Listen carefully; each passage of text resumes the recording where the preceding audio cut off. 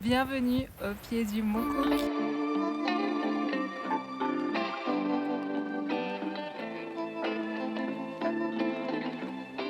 Mont Cook ou Aoraki en maori, qui signifie perceur des nuages, est la montagne la plus haute de Nouvelle-Zélande, culminant à 3724 mètres de hauteur.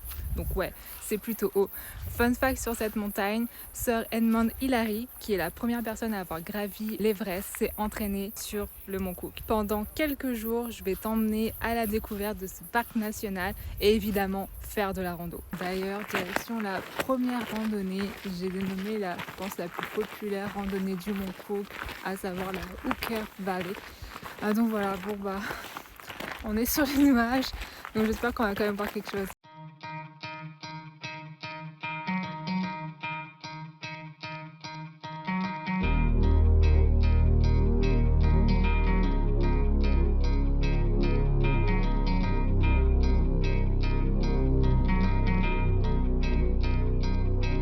Malgré les nuages, comme tu vois ici, partout.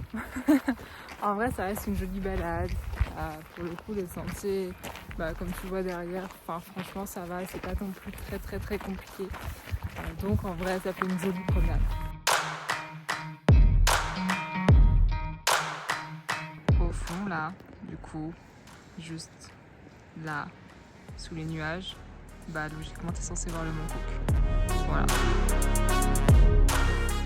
Bon, du coup, c'est un fail. Voilà. On va essayer de le refaire cet après-midi. On a vu que ça commençait à se dégager un peu et que possiblement cet après-midi, ça sera plus dégagé. On va essayer aussi d'éviter les touristes parce qu'il y en a vraiment beaucoup sur le sentier. Et je sais pas pourquoi d'ailleurs, les gens sont très fermés. On a remarqué que dans les lieux touristiques, ils disent pas bonjour, ils te regardent pas, ils sourient pas. Du coup, je comprends pas. Essai numéro 2, comme tu vois maintenant, les nuages se sont dissipés pour faire place à un énorme soleil. Donc j'espère qu'on arrivera à voir le Mont Cook. Et de base, là, si on voit, là c'est juste la pointe. Donc logiquement on devrait voir.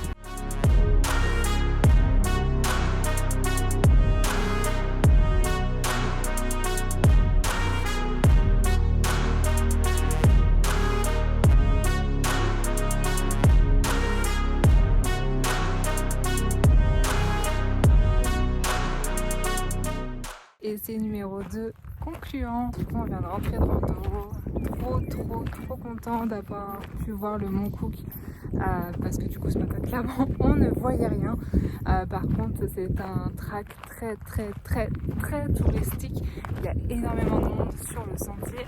Donc, je te recommande de venir soit très tôt le matin ou très tard le soir. Mais regarde bien la météo avant si tu veux pas te retrouver sous les nuages. Donc là, nous, on va reprendre la route direction le camping.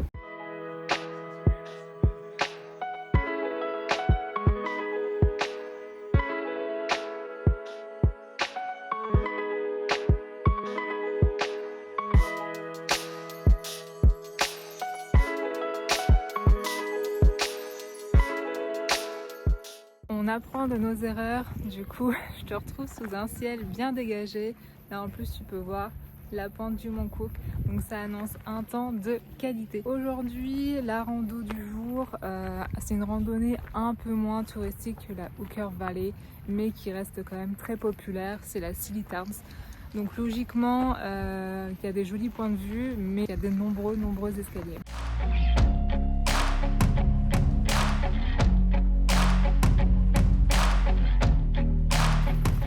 Bon ça y est, l'ascension commence. J'ai littéralement monté 20 marches. Je suis déjà essoufflée. Donc on se retrouve dans 2000 marches.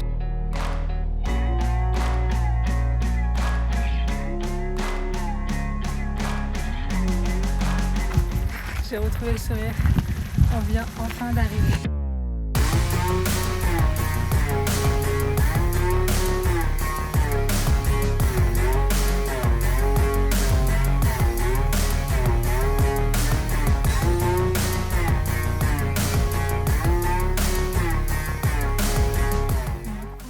S'arrête ici, mais il y a toujours possibilité de monter encore plus haut pour accéder à un refuge. Il me semble que c'est le Mweler Refuge.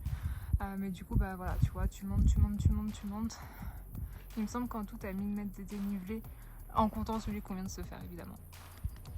Donc du coup, on va juste redescendre tranquillement parce que bah, pas envie de monter jusqu'au haut. La descente est toujours bien plus sympa que la montée, comme tu le vois, j'ai le smile. J'en profite pour faire un petit débrief sur cette rando.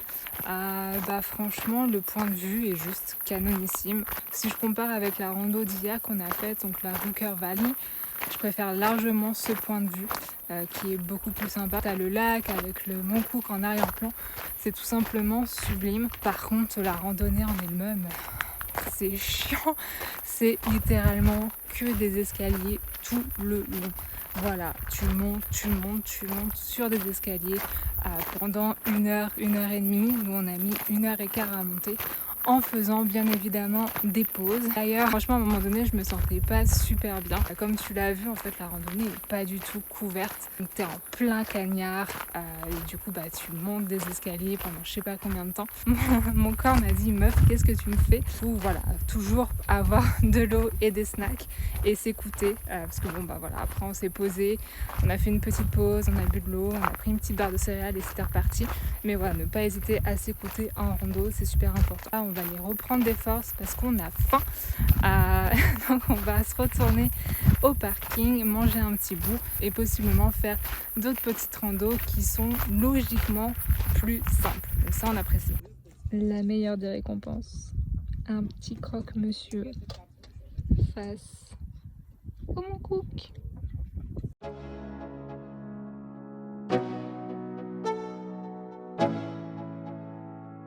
Deuxième rando, du coup toujours sous un soleil de plomb, il fait super chaud, les cheveux ressemblent strictement à rien.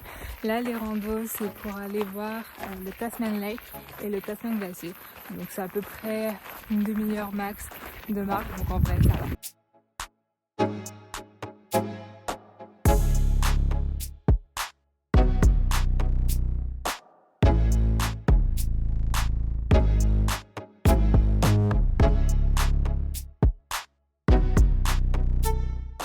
La spécialité de la région du Mont Cook, c'est le saumon.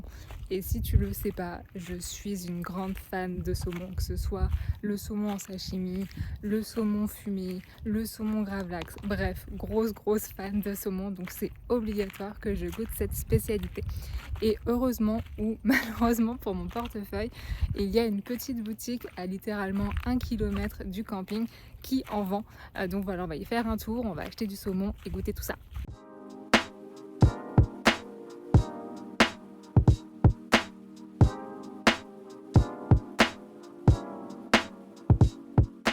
Bon, je te retrouve directement dans Marguerite parce qu'il y a masse vent dehors et que comme j'ai toujours pas de micro, bah clairement tu vas pas m'entendre. Cool, le verdict de ce saumon, et bah finalement c'est du saumon, rien d'exceptionnel j'ai trouvé, excepté qu'il était plus gras que le saumon que j'ai l'habitude de manger. Mais après, bah voilà, effectivement c'était bon, mais c'était pas non plus incroyable. Je pense que tu payes plus finalement le fait qu'il vienne de la région du Mont Cook, mais quand même une bonne expérience, on a quand même bien mangé. Du coup, pour revenir un peu sur cette journée, je pense que comme tu l'as compris, la première rando, c'était un joli point de vue, mais voilà, ça monte, beaucoup d'escaliers et beaucoup moins par contre touristique par rapport à la Hooker Valley qu'on a fait hier.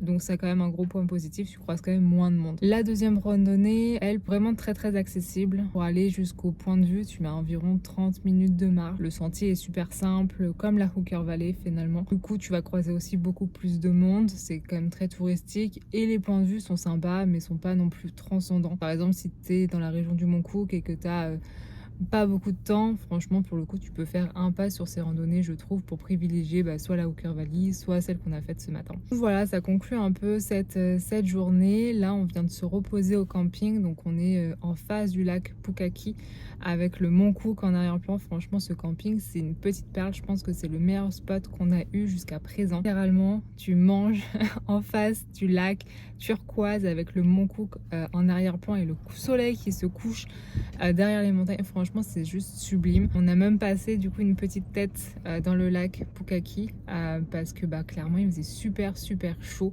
Ma météo disait qu'il faisait 17 degrés.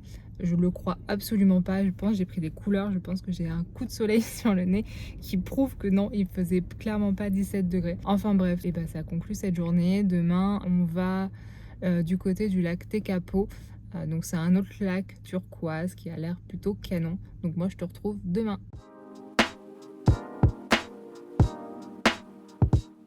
Bon, je te retrouve du coup directement devant le lac Tekapo. Regardez-moi ce lac turquoise, juste canonissime. Donc là on vient d'arriver, en gros là ce matin on a plutôt chillé, ça fait du bien de temps en temps, mine de rien, de prendre le temps le matin. Donc on a conduit jusqu'ici, on est arrivé pour environ midi. Donc on a décidé de se poser et de manger devant ce magnifique lac. Je le remontre encore parce que vraiment il est trop beau. J'adore la couleur, enfin franchement j'ai une passion pour les lacs turquoises. Bref, du coup là on repart en rando. On va faire la rando, il me semble que c'est la Mount John. Je te remettrai les informations comme d'hab. En gros cette rando elle permet de voir des jolis points de vue sur le lac et de monter jusqu'à l'observatoire de Tekapo. Donc on va faire ça. Bon ça monte direct. Voilà, pas le temps de s'échauffer. Je sens du coup les courbatures de demi-marche d'hier.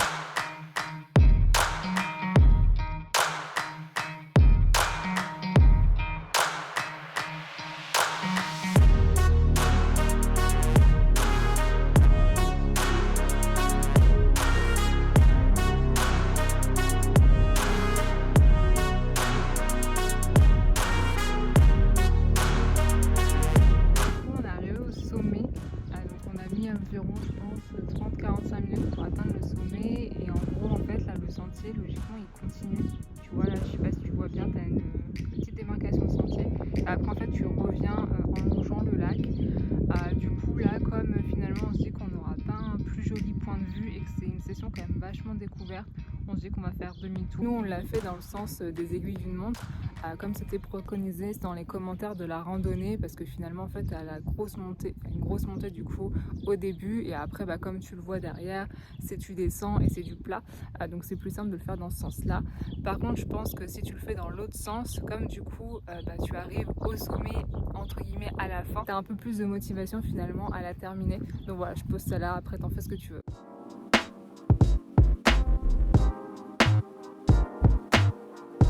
On en profite un peu pour visiter Tekapo qui a l'air plutôt sympathique ma foi. On a fait du shopping, on a enfin acheté des stickers pour coller sur Marguerite, donc on est très contents.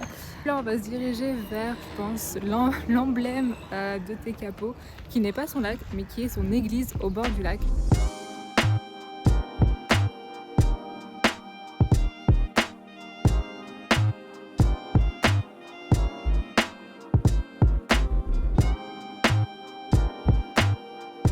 Je me retrouve directement dans Marguerite pour la conclusion de ce vlog par rapport à l'église Tekapo. Bon, très jolie église, mais effectivement il y a beaucoup de monde, donc ça enlève un peu de charme à cette église. Néanmoins voilà, c'est quelque chose à faire, surtout quand tu es à côté. Pour revenir sur la région du Mont Cook, franchement j'ai adoré cette région. Je pense que c'est la région que j'ai préféré explorer dans l'île du Sud de la Nouvelle-Zélande. En vrai, est-ce que j'ai besoin de me justifier? Enfin, il y a le Mont Cook, t'as les lacs turquoises, voilà, je pense que tout est dit. Néanmoins, le revers de la médaille, c'est qu'il y a beaucoup de monde. Je pense que c'est la région où on a croisé le plus de monde depuis qu'on est en Nouvelle-Zélande, donc c'est pour dire. On l'a vu par exemple notamment à la Hooker Valley, il y avait des bus entiers qui arrivaient et qui ramenaient du coup des personnes, donc c'est pour ça aussi qu'il y a énormément de monde sur cette randonnée. J'ai pas forcément de conseils particuliers pour éviter les touristes, excepté que faut y aller en hors saison, et encore on y est un peu à la fin, on y était du coup autour de mi-février. Bon, ça reste quand même la pleine saison, tu me diras, étant donné que c'est janvier et février, mais c'était un petit peu la fin. Je pense que du coup peut-être autour des mois de mars, avril sûrement, et peut-être avant novembre, possiblement il y a moins de monde dans cette région, mais voilà, du coup c'est une très belle région, clairement à ajouter lors d'un road trip. Du coup la suite du road trip c'est de rejoindre les Milford Sounds, donc il faut qu'on repasse par Wanaka, donc où on vient de passer quelques jours si tu l'as pas vu dans le vlog précédent. On a adoré cette ville, donc franchement c'est avec vraiment un grand plaisir qu'on y retourne, et on va redescendre du coup du côté de Queenstown avant de rejoindre les Milford Sounds. Si tu as aimé ce vlog, n'hésite pas à t'abonner, liker, commenter, ça me fera toujours un plaisir de papoter avec toi, et en attendant je te retrouve pour de nouvelles aventures. Allez, la bise.